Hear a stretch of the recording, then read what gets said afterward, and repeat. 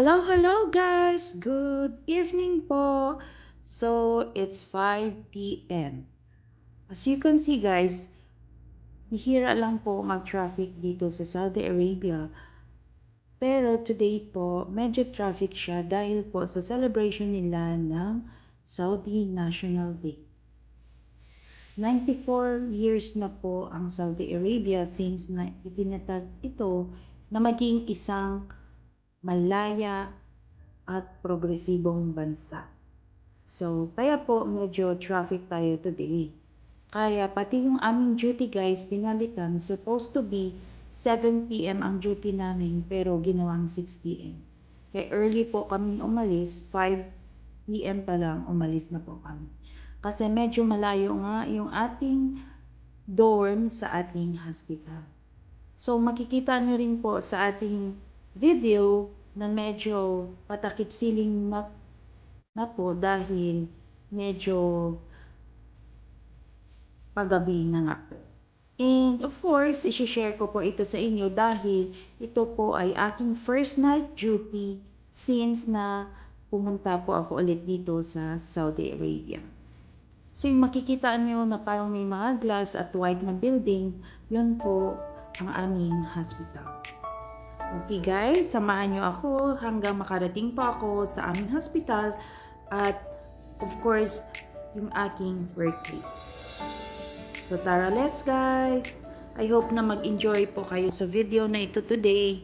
And marami po tayong ma-inspire na iba pang OFW na mag-share ng kanilang mga experiences kung saang sulok man ng mundo sila situated ngayon.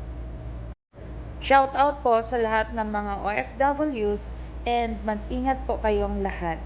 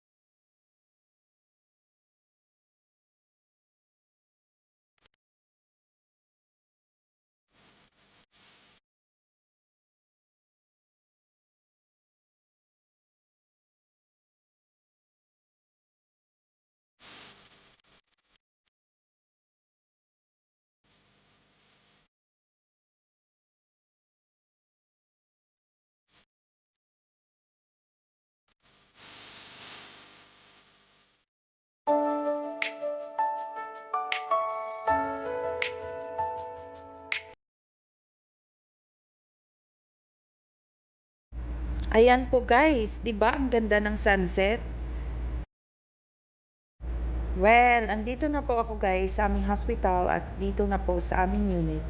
So, ang makikita niyo po, yan po ang aking workplace. So, ito po ang aking mga pasyente.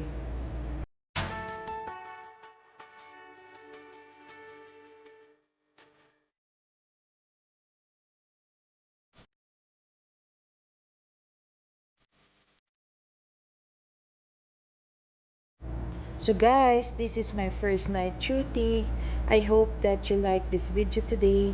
Don't forget to like and subscribe on my channel, Pink Mom RN. Have a nice day and see you in my next vlog. Bye!